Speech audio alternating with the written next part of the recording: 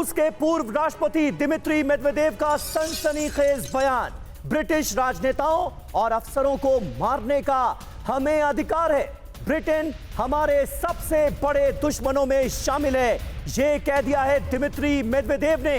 और ब्रिटेन के लिए खतरे की घंटी बजाते हुए वो नजर आ रहे हैं, बताते नजर आ रहे हैं कि अब ब्रिटिश अधिकारियों पर हमले हो सकते हैं, ब्रिटिश नेताओं को भी बनाया जा सकता है निशाना। ये अपने आप में रूस की बहुत बड़ी धमकी।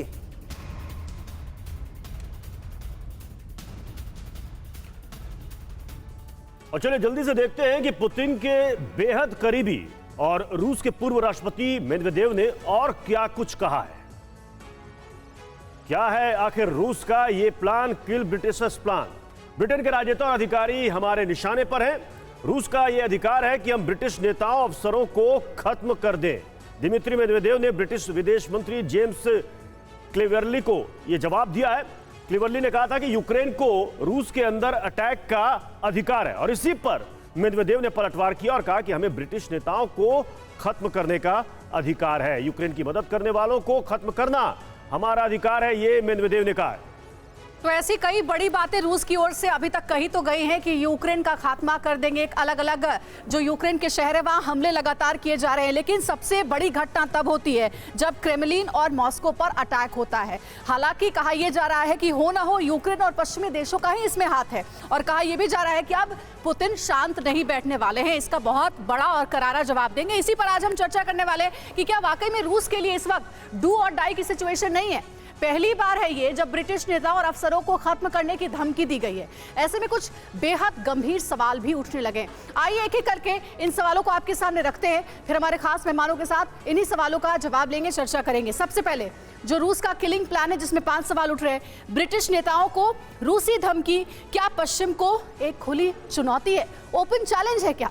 दूसरा सवाल ये, क्या यूक्रेन के बाद ब्रिटेन सीधे रूस के टारगेट पर हो सकता है? ब्रिटेन के लिए अब अलार्मिंग सिचुएशन है। यूक्रेन को पश्चिम से बढ़ती मदद से क्या पुतिन का जो सब्र है, पेशेंस है, वो खत्म हो रहा है, वो टूट रहा है? ये तीसरा सवाल था। चौथा सवाल क्या, युद्ध कुछ दिन और खिंचा तो यूरोप का चपेट में आना क्या लगभग तय माना जा रहा है? क्योंकि अभी तक यूरोप की ओर से सबसे ज्यादा मदद यूक्रेन तक पहुंचाई जा रही है। एक और सवाल है, जंग में क्या अब नेताओं को टारगेट करने का सिलसिला शुरू होगा?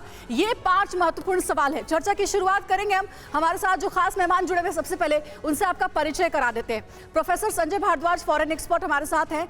मेजर जनरल एसपी सिन्हा साहब हमारे साथ हैं।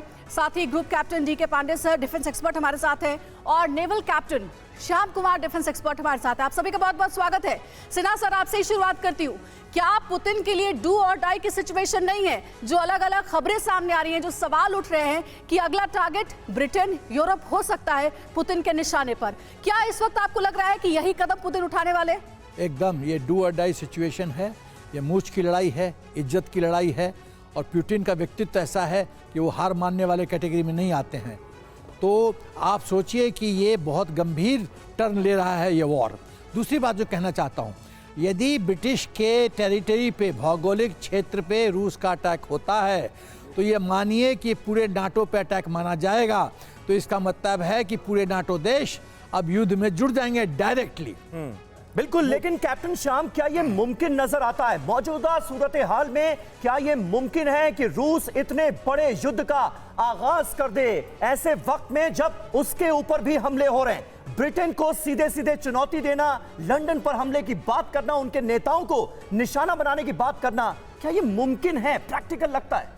बातें बहुत जरूरी हैं, पोस्चरिंग और गेस्चरिंग बहुत जरूरी है, पर ये मैं मानता हूं कि ऐसा संभव नहीं है। ब्रिटेन पे अटैक डायरेक्ट करना एक तरह से नाटो से उलझना होगा, जैसा अभी कहा गया, तो ये पॉसिबल नहीं है।